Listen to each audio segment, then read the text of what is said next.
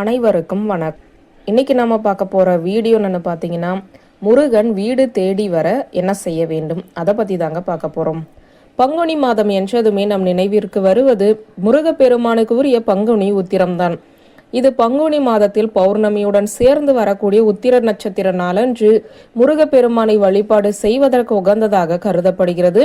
இந்த முறை உத்திர நட்சத்திரம் இருக்கும் சமயத்தில் தான் பங்குனி மாதமே பிறக்கப் போகிறது.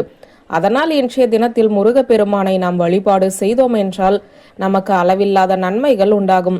முருகப்பெருமானே நம் வீடு தேடி வந்து நமக்கு அருளாசி புரிவதற்கு பங்குனி முதல் நாளன்று செய்ய வேண்டிய வழிபாட்டு முறையைத்தான் நாம் இப்போது பார்க்க போகிறோம். நமக்கு எந்த ஒரு கஷ்டம் வந்தாலும் நம்மை அறியாமல் நம்முடைய இஷ்ட தெய்வத்தின் பெயரை உச்சரித்து விடுவோம், அல்லது அம்மா அப்பா என்று நம்மை பெற்றவர்களை அழைப்பது உண்டு. அப்படி பலரும் தங்களுடைய இக்கட்டான சூழ்நிலையில் அழைக்கக்கூடிய ஒரு தெய்வமாக திகழக்கூடியவர் தான் முருகப்பெருமான். பலரது இஷ்ட தெய்வமாகவும் குல தெய்வமாகவும் திகழக்கூடியவராக இருக்கிறார்.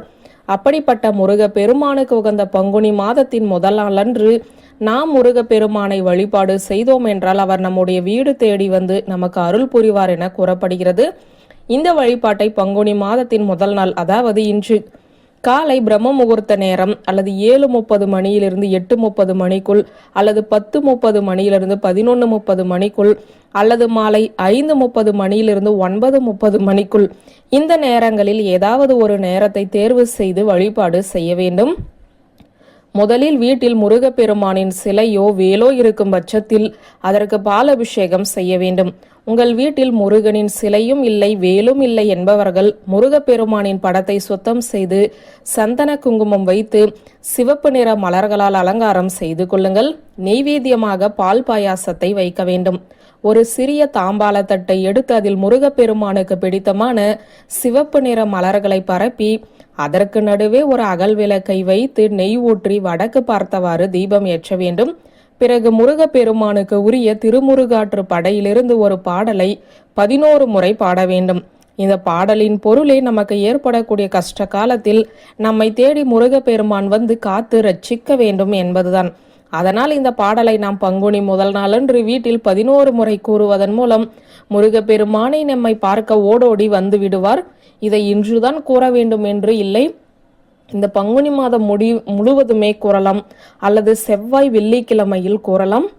இந்த லைனை நான் டிஸ்கிரிப்ஷன்ல கொடுத்துருக்கேன், பார்த்துக்கோங்க. 5 முகம் தோன்றில் 6 முகம் தோன்றும், வெஞ்சமரில் அஞ்சேல் என வேல் தோன்றும், நெஞ்சில் ஒரு கால் நினைக்கில் 2 காலும் தோன்றும், முருகா என்று ஓதுவார் முன் முழு மனதோடு முருகப்பெருமானை நினைத்து முருகா என்று கூப்பிட்டாலே கூப்பிட்ட குரலுக்கு ஓடோடி வரக்கூடிய முருகப்பெருமானை இந்த ஒரு பாடலை பாடி பங்குனி முதல் நாளன்று வழிபாடு செய்ய நம்மை தேடி ஓடி வந்து நமக்கு அருள் புரிவார் என்ற தகவலை சொல்லி இந்த வீடியோவை நிறைவு செய்கிறேன். நன்றி, வணக்கம்.